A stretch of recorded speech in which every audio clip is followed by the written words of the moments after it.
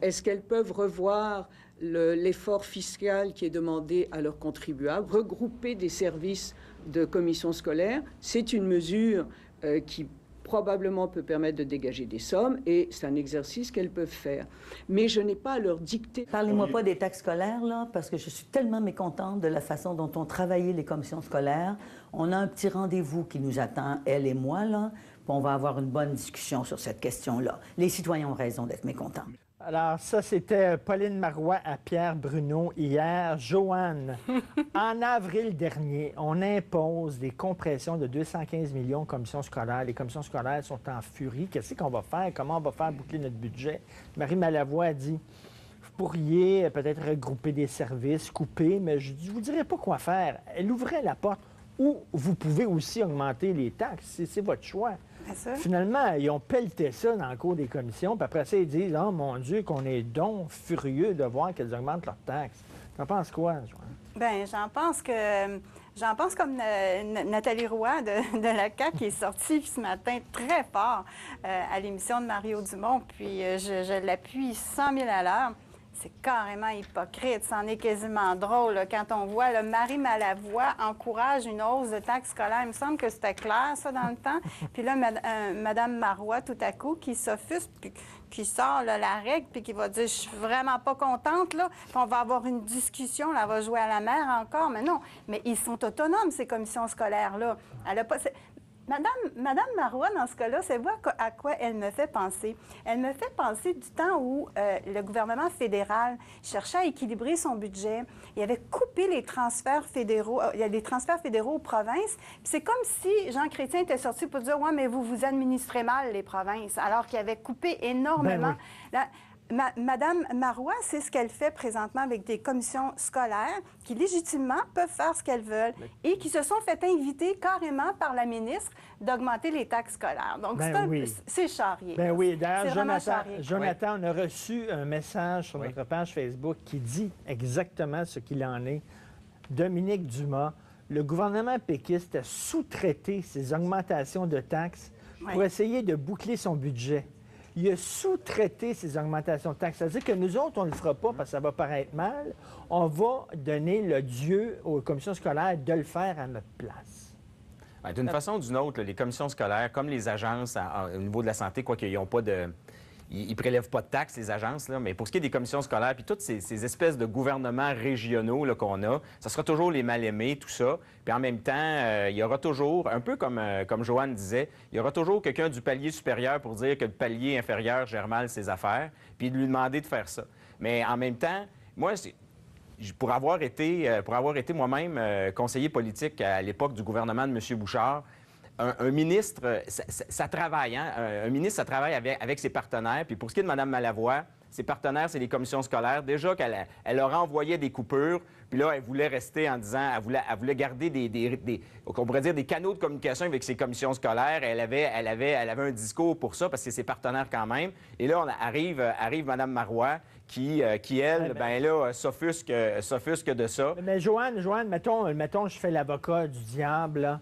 Puis je me dis que peut-être qu'effectivement, les commissions scolaires auraient pu couper ou regrouper leurs services, puis tout ça, sans augmenter leurs taxes. Peut-on vraiment blâmer le gouvernement de la décision qu'a prise les commissions scolaires?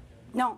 Non. Ils n'étaient pas obligés, les commissions, d'augmenter leurs taxes, là. Non, effectivement, les vrais responsables, puisqu'on vit dans un monde où il y a des commissions scolaires dûment élues à des taux de participation faméliques, mais quand même anémiques, mais quand même, ils sont élus. Donc, oui, le lieu de responsabilité repose sur les épaules des commissaires scolaires. Donc, s'il y a quelqu'un à blâmer, c'est effectivement là. C'est effectivement là. Mais on parlait de sous-traitance tantôt. Les commissions scolaires ne sont pas les seules à recevoir, là, à être sous-traités là, pour augmenter des... Il y a aussi l'Hydro-Québec. Qu'est-ce qu'on dit, par exemple, des tarifs d'Hydro-Québec qui augmentent pour encourager un secteur qui s'appelle l'éolien? Il y a beaucoup de trucs comme ça. C'est-à-dire qu'on pèle dans la cour de ces organismes-là, finalement. Effectivement, on leur demande d'être des percepteurs d'impôts et de taxes parce qu'on est rendu à un point où les impôts sont au maximum. Donc, on cherche des agences gouvernementales pour les forcer finalement soit à augmenter leurs profits, soit à changer leur mode de tarification. Et ça, c'est un exemple parmi d'autres. C'est ça, Jonathan, le gouvernement va avoir les mains blanches, donc ils disent, nous autres, on n'augmentera pas les taxes, on n'augmentera pas les impôts, mais par contre, on va pelleter ça dans le cours, puis eux autres vont aller nous casser les deux jambes, vont faire la sale job. Bien, je veux dire, c'est une façon de l'expliquer, mais en même temps, le gouvernement du Québec, celui qui est là, celui qui était là l'an passé, je veux dire, arrive avec les mêmes constats, c'est-à-dire, à un moment donné, là, je ne peux plus vraiment augmenter les taxes. J'allais chercher tous les points que la TPS m'a redonnés pour augmenter ma TVQ. Je suis allé chercher ici. Taxe santé, que soit dit en passant, le gouvernement du Parti québécois a gardé, pensait à abolir tout ça. Donc, à un moment donné, là,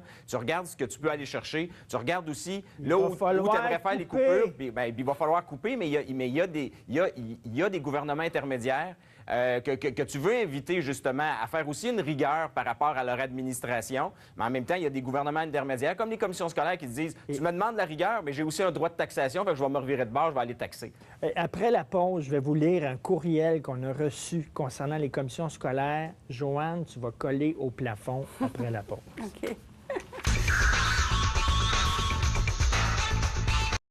Concernant les taxes scolaires, nous avons reçu ce message sur notre page Facebook. Joanne, j'espère que tu es bien assise. La dame s'appelle Louise Lemire. Pour avoir siégé plusieurs années au sein des comités d'école et de parents, je peux vous dire que les commissions scolaires géraient très mal l'argent. Une année, nous avions un surplus. On souhaitait acheter des jeux dans la cour d'école, mais ils ont dit non. On nous a plutôt suggéré de nous payer un souper au resto pour qu'on se remercie. Quelle aberration. Allô, Joanne? Il y avait un surplus. Ils ont dit, avec ce surplus-là, on devrait acheter des jeux pour la cour d'école. Mais non! Allez au souper, payez-vous un souper avec ça.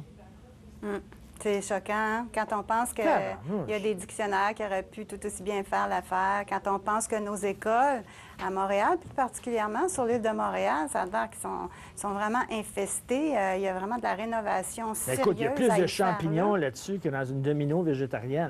C'est triste de voir ça. Comment est-ce qu'on laisse aller nos écoles, nos jeunes vivre là-dedans? C'est des milieux de vie, là, à toute fin pratique, une école. Comment c'est mal géré. Comment ça peut changer une vie d'aller dans une belle école, d'avoir un bon prof, d'avoir un directeur d'école qui t'accueille le matin, qui connaît ton nom? Ça change des vies, ça. Puis là, on laisse aller ça, C'est dégueulasse. On laisse aller aussi nos garçons. Puis au-dessus de ça, on se paye des soupers. On se paye des soupers. Des soupers. Ils ont suggéré ça. Payez-vous donc un souper à la place. Normand, au bout du fil, Normand, qu'est-ce que vous en pensez de cette hausse de taxes scolaires? Oui, bonjour. Bonjour. Bon retour. Merci. Personnellement, d'abord, moi, je dois vous dire que je ne suis pas affecté. Parce que je suis locataire de condo, puis bon, je ne paye pas de taxes scolaires. C'est pas là-dessus vraiment que je veux commenter. Moi, je veux commenter, c'est toujours où le gouvernement fait un mauvais coup. Ça fait depuis Vaughan qui est élu que vous le matraquez. Ils sont matraqués aussitôt qu'ils font une erreur ou quelque chose du genre. Pauvre Pauline Marois. Elle doit recevoir des coups de marteau. C'est pas possible. Parce que finalement, je trouve ça courageux. C'est là-dessus que je veux commenter. Moi, je trouve ça courageux de sa part d'arriver à la télévision, puis elle se fait traiter d'hypocrite, par contre, mais d'arriver à la télévision devant les gens, puis d'admettre que oui, il y a quelque chose qui n'a pas marché, puis d'admettre l'erreur. Tu sais, je pense que, je ne sais pas s'il y a grand politicien ou politicienne qui serait capable de faire une chose comme ça. Je trouve ça, moi, assez honnête. OK, Normand, merci beaucoup. Je veux faire réagir Jonathan là-dessus. Ouais. Ce que Normand dit, c'est que finalement, Pauline Marois, peut-être qu'elle s'attendait des commissions scolaires, justement, qu'elle coupe, puis finalement, elles ont décidé d'augmenter, puis elle est bien déçue de ça, puis elle l'a dit hier de façon candide à Pierre Bruno. Bien, il y a une chose qui est... pourtant... une chose que je me rappelle de mon passage, moi, dans les cabinets ministériels, c'est que même si les décisions appartiennent au MRC, même si les décisions appartiennent aux agences, même si les décisions appartiennent aux commissions scolaires, quand ce sont de mauvaises décisions, ça tombe sur le bureau du ministre, ça tombe sur le bureau du premier ministre, puis c'est lui qui en est le responsable. Quand tu es premier ministre ou quand tu es ministre, de beau avoir des paliers régionaux, des paliers locaux, puis des commissions scolaires, puis des commissions de ci, des commissions de ça, aussitôt que ces gens-là prennent des mauvaises décisions, c'est toi qui es... C'est vraiment sur ton bureau que ça retombe. Donc, lorsque tu demandes aux gens de prendre des décisions, il faut vraiment que ton message soit clair. Et le message de la ministre à l'époque n'était pas si clair que ça. On aurait dû les accompagner plus parce que de toute façon, ça revient sur ton bureau, ces affaires-là. Donc, Joanne, il aurait peut-être dû dire à l'époque, en avril, là, plus les orienter vers des coupures là, ou des regroupements de leurs services, leur dire clairement. Bien, oui, il y aurait peut-être pu, mais encore là, est-ce qu'ils vont se taper... Est-ce que c'est de trop demander à un organisme public de couper dans ses propres dépenses? C'est trop demandé. C'est trop demandé. Historiquement, ça ne fait pas ça, un organisme public. Ça ne fait pas ça. C'est dans son ADN de créer plus d'emplois, de créer des nouveaux employés, des nouveaux processus. C'est ça que ça fait. C'est comme ça. Donc, si on veut vraiment s'éviter ça, il faut, de façon à légiférer, il faut légiférer de façon à leur enlever un certain pouvoir et puis de les encadrer davantage dans leurs dépenses. Mais c'est tout ce qu'on peut faire. Une fois que tu as des organismes autonomes, un organisme public autonome avec droit de percevoir des impôts et des taxes, c'est ça, oui. Voyons donc, de demander... Et en plus, ils ont le droit de prendre des taxes. Si ça marche pas, c'est ça, tu peux le demander, puis en même temps, les autres peuvent se revirer de bord prendre des taxes. C'est pour ça qu'à un moment donné, tu n'es jamais gagnant. Là, il y a Pierre au bout du fil. Pierre, on vous écoute. Qu'est-ce que vous en pensez? Bonjour. Bonjour. Moi, je suis d'accord avec ce que vous dites, le gouvernement qui change son fusil d'épaule, effectivement. Mais je suis commissaire scolaire moi-même et je suis fier de ça, de mon implication dans ce milieu-là. Et l'odieux, effectivement, ils nous l'ont refilé avec aucune marge de manœuvre.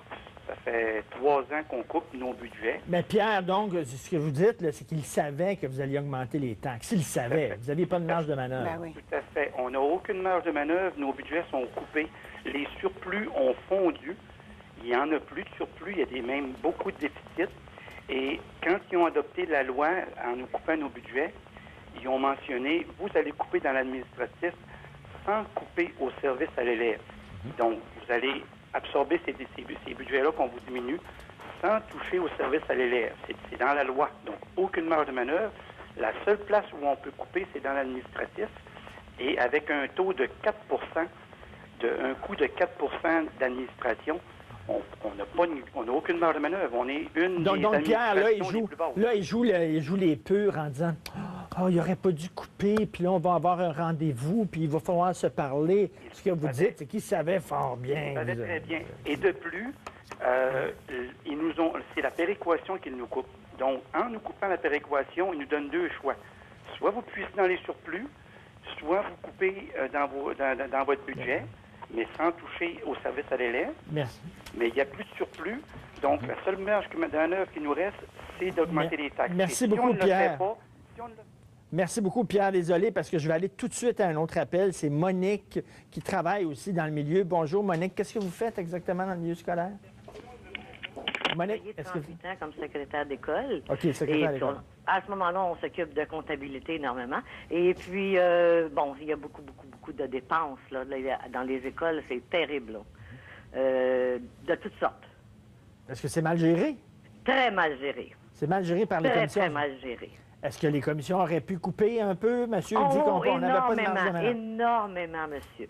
Il aurait pu couper? Oh, énormément. Avant de procéder à des hausses de taxes? Oh que oui, oh que oui.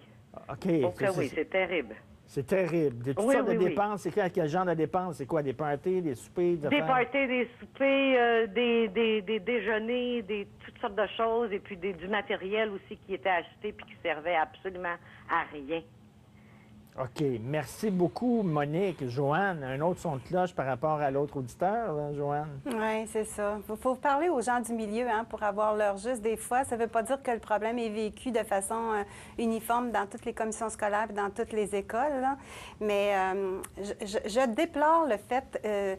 tantôt, on parlait que c'était toujours le ministre qui était blâmé. Je déplore le fait que les problèmes soient toujours remis sur le bureau du ministre. Il y a des instances responsables. Il y a des directeurs d'école qui doivent être tenus responsables. Il y a des commissaires qui doivent être tenus responsables. C'est facile, peut-être trop facile pour les médias puis pour l'Assemblée nationale et les partis d'opposition. Pensons à la santé, par exemple. S'il y a un problème en santé, c'est sûr que c'est le ministre qui est responsable. C'est faux. Il y a toutes sortes de paliers, il y a toutes sortes d'organismes. Il y a des cadres.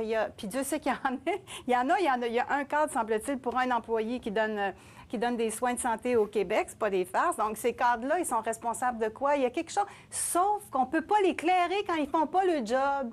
On peut pas faire ça. On peut pas évaluer la performance, la productivité de tous les employés cadres qui ont comme mandat, finalement, de bien gérer des fonds publics. On peut pas faire ça. Bien, vivons avec.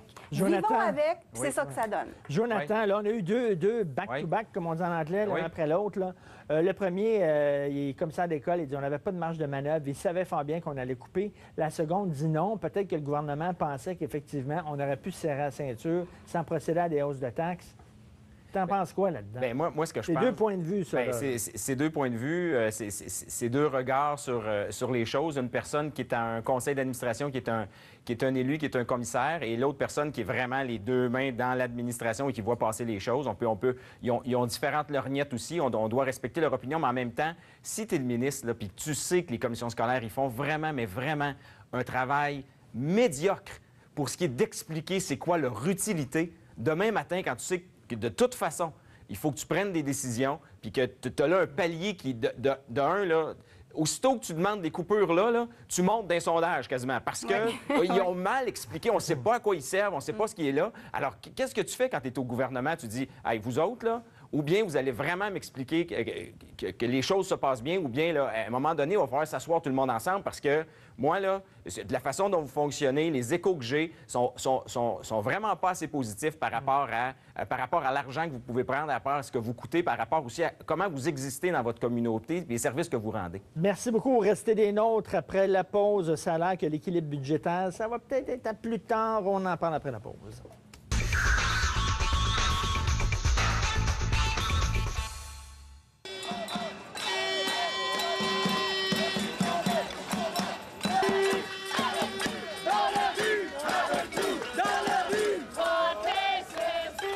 Oh mon Dieu, j'ai des angoisses quand je vois ça. J'ai des flashbacks incroyables. Alors ça, c'était hier. C'était hier, Jonathan, parce que la gauche que Pauline Marois a courtisée pendant la campagne électorale, eh bien, elle est déçue. Elle se sent trahie par Pauline Marois, comme si elle l'avait attirée, comme si Pauline Marois avait attiré la gauche avec du chocolat. Tu sais, mettre du chocolat dans la vitrine. Venez dans mon magasin, on vend du chocolat. Puis là, tu rentres, puis finalement, non, c'est du brocoli qu'avant. Pas du chocolat pantoute. Donc, Jonathan, la gauche semble un peu déçue du gouvernement Marois. Jusqu'à un certain point, moi, je les comprends aussi d'être déçus. À partir du moment où tu arrives au gouvernement, là, il y a des impératifs qui sont les tiens.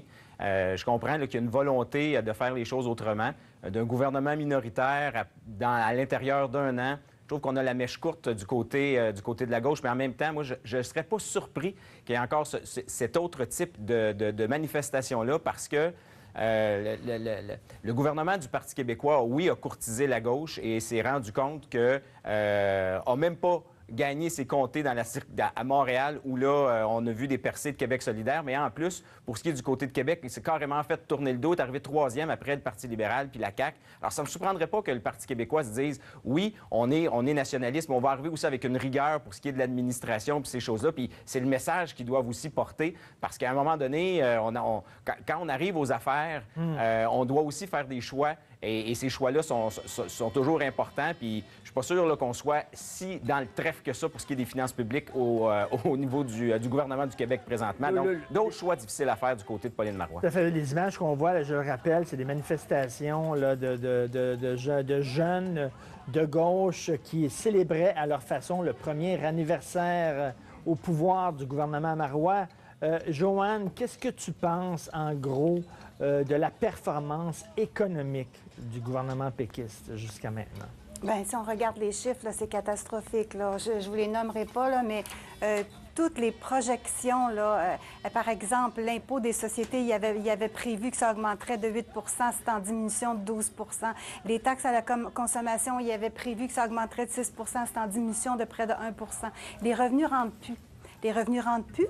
Bon, supposément que c'est parce que les consommateurs épargnent plus. Bien, moi, je pense que c'est tout simplement parce qu'ils ne dépensent pas, parce qu'on leur a retiré, selon un analyste, M. Dubuc, l'équivalent de quelque chose comme 550 par ménage cette année, dû à des augmentations de taxes de tarifs et de Bien de oui, tout c'est ça, le tralala. Joanne. Donc, ils ne peuvent pas dépenser l'argent qu'ils n'ont pas, on s'entend-tu.